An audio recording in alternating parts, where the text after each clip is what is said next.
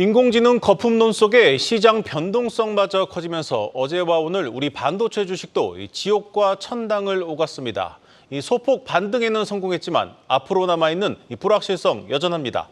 산업부 정재용 기자와 자세히 알아보겠습니다. 정 기자, 사실 우리 반도체 기업들 실적이 막 상승세를 타기 시작했는데 때마침 불안한 요소들이 동시다발적으로 좀 터지고 있는 분위기입니다. 그렇습니다. 이제 지난달 이제 2분기 실적 발표를 통해서 삼성전자와 SK하이닉스가 이제 본격적으로 안정 궤도에 오른 게 확인이 됐는데 주가는 좀 그렇지 않은 모습을 반영을 하고 있죠. 이게 이제 앞으로 그동안 주가에 올해 하반기와 또 내년 초반, 내년까지 다 업황이 담겨 있었기 때문이었는데요. 거기에 대한 불확실성이 생기면서 조금 흔들리는 모습을 보이고 있었습니다. 현재 반도체 가장 영향을 많이 주는 것은 당연히 이제 AI 거품론으로 평가가 되는데 발단이 이제 구글의 모회사인 알파벳의 실적 발표에서 순다르 피차이 CEO가 했던 말 때문이었습니다. 그러니까 과잉 투자가 과소 투자보다 낫다라는 발언에서부터 시작되는데요. 시장에서 이거를 어떻게 해석을 했냐면 AI에 그렇게 수백조 원씩 쏟아붓고 있는데 여기서 수익이 담보가 안 되는 것이냐, 그냥 경쟁적으로 하는 것이냐라고 인식을 하면서부터 AI 거품론이 좀 커지기 시작했습니다. 여기에 이제 지난 주말에 엔비디아의 이제 차세대 AI 가속기 블랙의 출시 지연 보도가 겹치면서 완전히 불을 지피게 된 거죠. 그러니까 AI 투자가 실효성이 없는 투자고 빅테크들이 이걸 회수하지 못한다면 어느 순간 투자를 줄이고 여기에 핵심 제품을 공급하는 엔비디아와 또 우리나라 반도체 기업들까지 한꺼번에 무너질 거라는 그런 공포가 좀 확산이 된 건데, 따라서 핵심은 빅테크들이 그럼 과연 인공지능 투자를 앞으로 줄일 것이냐, 여기에 있다고 좀 볼 수 있는데 이거 하나만 확인하면 됩니다. 벌써부터 수익을 따진다는 게 좀 성급한 느낌이 없진 않습니다. 그런데 실제로 투자를 줄이고 있는 것은 거의 없죠. 그렇습니다. 다행스럽게도 오히려 늘리고 있습니다. 그러니까 이 빅테크들의 AI 투자가 업계에서는 이제 시작에 불과하다는 그런 평가가 지배적이거든요. 실제 마이크로소프트와 메타, 아마존, 구글 등 올해 상반기에만 AI 인프라 구축을 위한 투자에 1,060억 달러, 그러니까 우리 돈으로 144조 원이 넘는 돈을 지출한 것으로 나타납니다.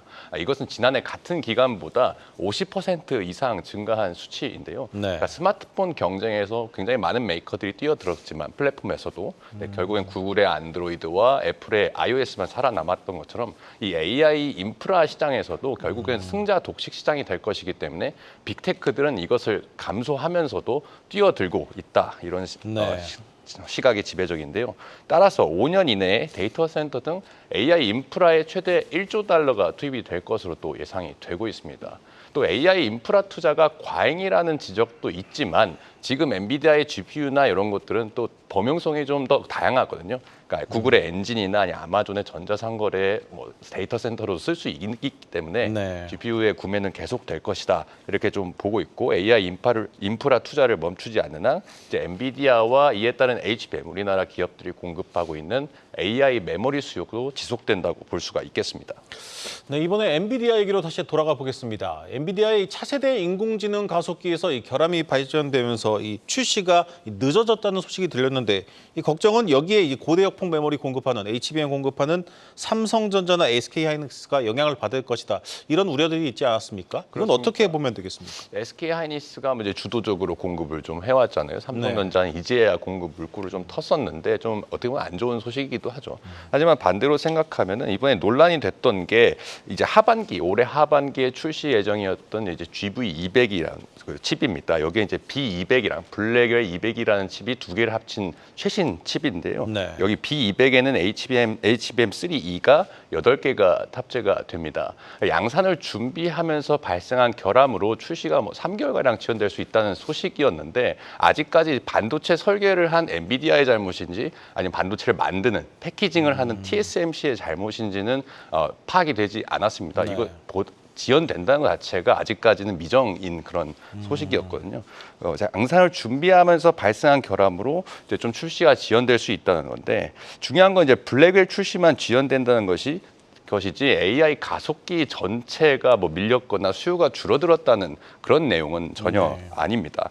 아직도 엔비디아의 주력 제품이 2년 전에 선보인 호퍼라고 불리는 제품이죠. H100과 지난해 공개한 이것의 업그레이드 버전인 하이엔드용 H200입니다. 각각 HBM3와 HBM3E가 탑재되기에 여전히 인공지능 메모리 수요가 지속된다라고 분석을 할 수 있겠습니다. 그러니까 이번에 문제가 된 출시가 지연된 제품을 빼더라도 HBM에 대한 공급이 수요가 여전하기 때문에 출시 지연으로 인한 영향이 그만큼 적다는 뜻이겠죠. 그렇습니다. 그렇기 때문에 우리나라 삼성전자와 SK 하이닉스도 이번에 실적 발표를 하면서 실적 컨퍼런스 콜에서 HBM의 매출 비중도 올라가겠지만 최신이죠. HBM3 매출 비중이 꽤 오를 것이라 내다봤는데 삼성전자는 하반기 4분기에 HBM에서 HBM3 매출 비중이 60%까지 오를 것으로 내다봤고요. 네. SK 하이닉스는 앞서서 3분기부터 HBM3E의 출하량이 HBM3를 넘을 것이라고 봤습니다. 네. 업계에서는 이제 블랙엘 출시 지연이 있더라도 엔비디아가 또 다른 제품, 그러니까 중저가형이라든지 뭐 B200A라는 제품 같은 것들 이제 제품 믹스를 통해서 이를 개선할 것으로 보기 때문에 HBM3나 우리나라 메모리 업체에 끼치는 영향이 좀 제한적일 것이다. 이렇게 실제로 내다보고 있습니다. 네. 우리 기업들 또한 이제 HBM 수요 대응에 총력을 다하기에 이제 이런 기조의 변화를 주지는 않고 있는데요. 실제로 어제 이제 최태원 SK그룹 회장이 SK 하이닉스의 HBM 생산 라인을 점검을 하면서 AI 거품론에 대해서 언급을 했습니다. 네. 이게 뭐라고 했냐면 인공지능을 거스러울 수 없는 대세이고 위기에서 기회를 포착한 기업만 살아남을 수 있다 이렇게 얘기하면서 내년에 이제 6세대 HBM4 제품이죠. HBM4를 조기 상용화할 수 있도록 리더십을 지키겠다라고 강조를 좀 했습니다. 네.